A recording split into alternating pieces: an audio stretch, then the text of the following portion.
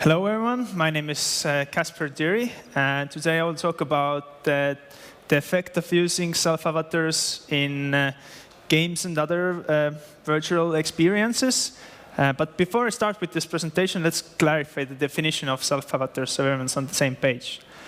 Self-avatar or a doppelganger is a virtual version of a self that's being operated in the virtual environment. So in other words, it's the virtual version, for example, of me that looks like me, can behave like me, and can talk like me, for example.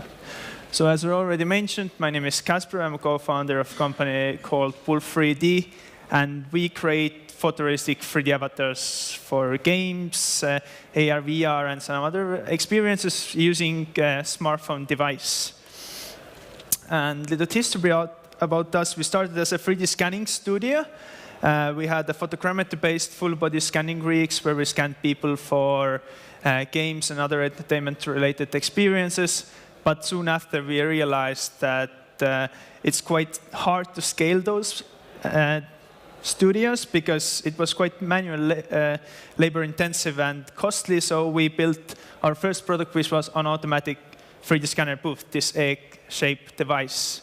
And thanks to that, we were able to drive the cost per scan close to $0 as it worked autonomously. So we built a network of those booths in different high-traffic locations and allowed people to make scans of themselves. So essentially, we ended up with a huge library of face scans that allowed us to and helped us to build our current smartphone solution. We also work with various universities to understand what people like about their avatars. For example, Stanford University has their virtual human interaction lab that has been studying virtual humans for the last 20 years. And here's an example of my self-avatar that has been done with our smartphone application. But enough about us. Let's look into use cases where self-avatars can be used. And the first one is EA's FIFA. EA has a game face application that allows people to create self-avatars of themselves based on a few pictures. They have like some other sports games as well they use that for, but it doesn't have to be a AAA sport game. It can be any game that uses human-looking characters, or it can be training simulation to enhance the immersion and make the feeling of being present higher. Or it can be some kind of AR application. This is an example of, on the down right, is an example of our consumer-facing app called Fable that allows users to create avatars of themselves and interact with them in the physical world. Or they can be any VR experience that uses human-looking characters. This is an example of our avatars in High Fidelity, which is a social VR platform. But in the end, it all comes down to a few questions. What value does it give to developers? Do people actually want to use those self-avatars in those experiences? And if they do, what do they value? So, and the best way to answer this question is to look into scientific researches done in the field. And the first one was 2016 study done by Oxford University. It was called the effect of operating a virtual doppelganger in a 3D simulation. Basically, they studied people when they were using either their own avatar with their own face or someone else's avatar. And as we can see here, they had to complete the virtual maze. The virtual maze was filled with mines, and they had to do it under 15 minutes. And later on, after the simulation, they were also asked the questions about their experience. So what this study found was that the people who were using their self-avatars in the simulation reported feeling more connected and identification with their avatar. But it also found that women were more likely not to like the appearance of their avatar, and men tended to like the appearance of their avatar more than the generic ones. So the researchers tried to explain this as they actually pointed out that there was some evidence to this to occur due to some female participants they reported a desire to look more attractive when they were scanned. So this can occur due to the fact that female users are more sensitive to non-behavioral stimuli, and they find their avatars' gestures a little bit more artificial. But also, there was a study in 2014 by Stanford University where they asked participants to take a part of a virtual public speaking exercise. And again, here, the findings showed that female participants didn't like the appearance of their avatar's body. So this time they explained that men are more familiarized to be in the virtual experiences, so they feel more comfortable. And I mean, that's because we tend to play more games. And that was basically the main finding of that. But let's look into some other researchers that have used like photorealistic avatars of people. And most of those studies, they prove that self-avatars can increase the feeling of being present. But there have been some other slightly more interesting findings as well. For example, self-avatars can manipulate users to like a certain brand's online advertisement, as we can see in the corner where the woman is holding soft drinks brand. This study proved the self-endorsement effect, but there are some other examples as well. For example, self-avatars tricking children into remembering false information, or self-avatars affecting our physical behavior. And there's a good example where the study shows the correlation between self-avatar going to the gym. We can see women running on a treadmill and seeing their avatar getting thinner. And as a result, the subjects who saw their avatar going to the gym and getting thinner, they started going more to the gym. But what I'm trying to say with all this is that most of those studies are supported by a theory from social psychology called social cognitive theory, which argues that the personal factors we observe affect our motivation and behavior, meaning virtual selves can be very powerful tools for affecting individuals' behavior and motivation. So there's a famous psychologist, Albert Bandura, that proposed 4 processes for mediational processes. So mediational processes are mental factors that intervene in the learning process and determine whether a new behavior is acquired or not. And those 4 processes were attention, which is whether we notice the behavior; retention, whether we can remember the behavior; reproduction, whether we can perform the behavior; and motivation, which is whether the outweigh the reward or costs outweigh the reward costs. So let's keep those 4 processes in mind. I will make some examples based on the researches, so it's a little bit easier. So again, in 2016, there was a group of researchers did a study which was called Avatar Face Recognition and Self-Presence, where they analyzed how users felt sense of self-present when they were assigned their own avatars. So for this study, they used self-report and EEG to understand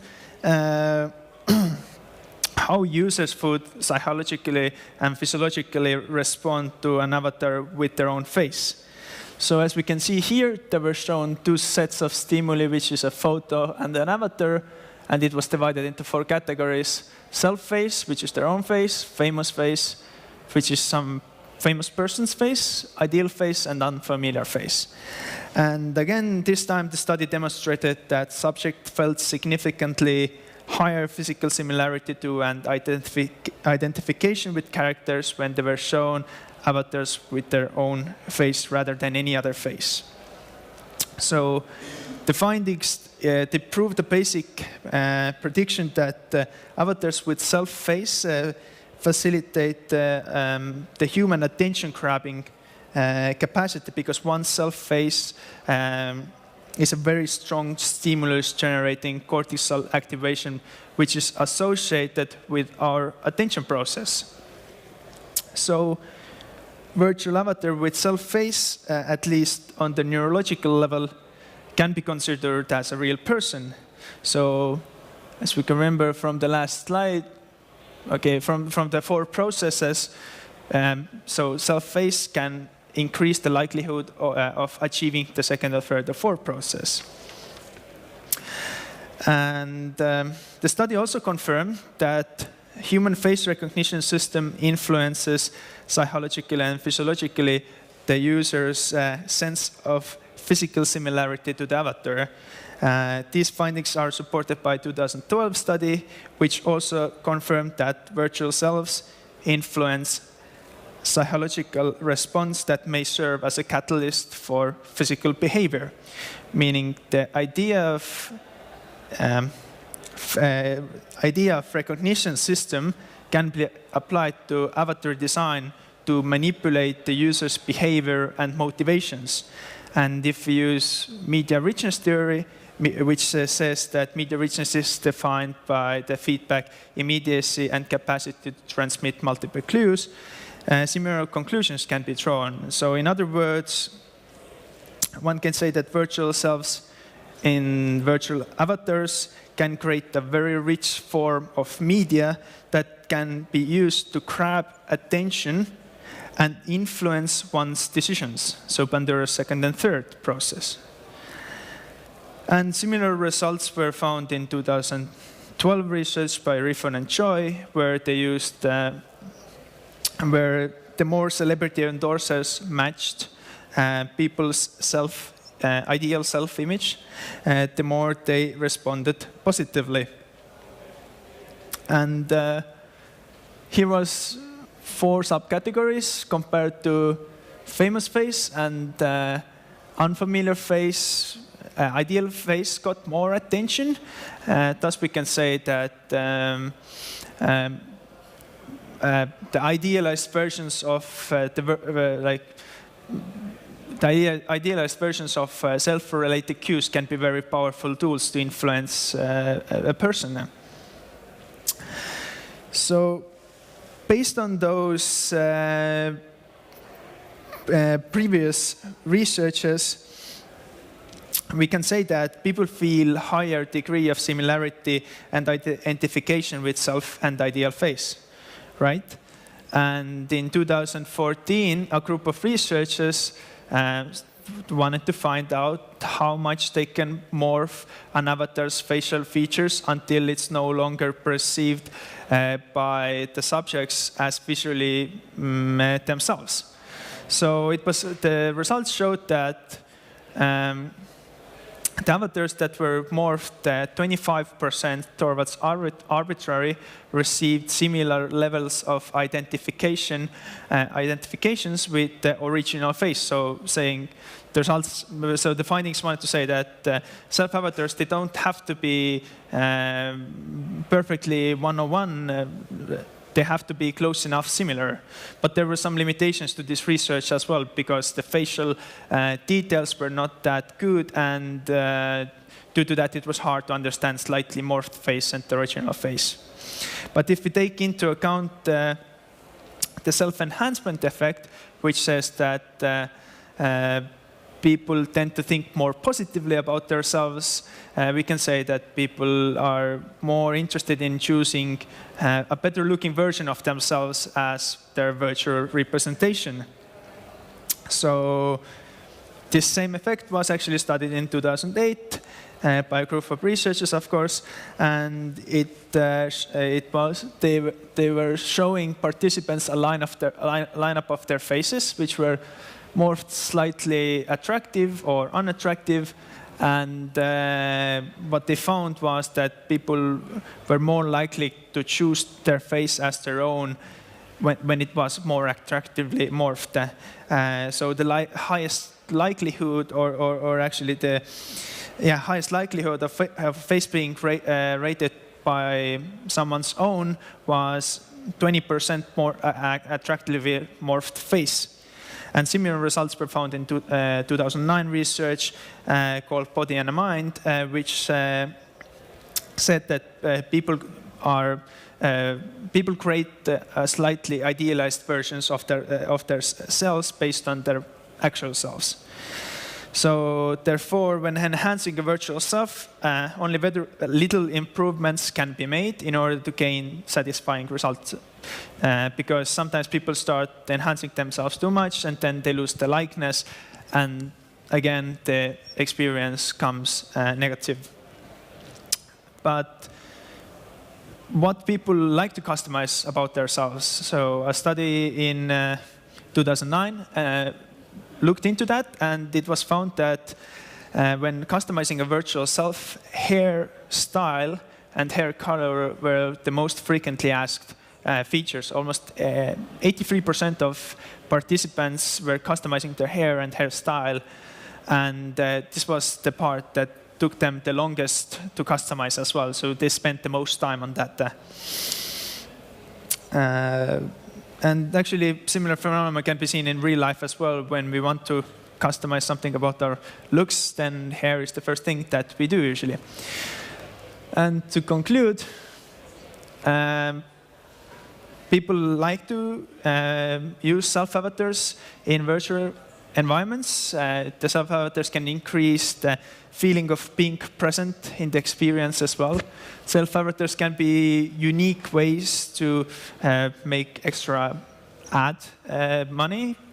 But when building your pipeline for self-avatars, you have to always bear in mind that you have to give the consumer an opportunity to customize themselves. And there has to be some kind of limits, because otherwise people will end up with a bad experience. And always remember to give them enough hair models and hair colors to choose from. That's it from me. Thank you. Do we have questions? Well, I'll go first again, if that's OK. Do you have any data about whether people prefer, when they create avatars in games, do they prefer to make avatars that look like themselves, or completely crazy fantasy dragons, witches? Sure. So it again depends on the application.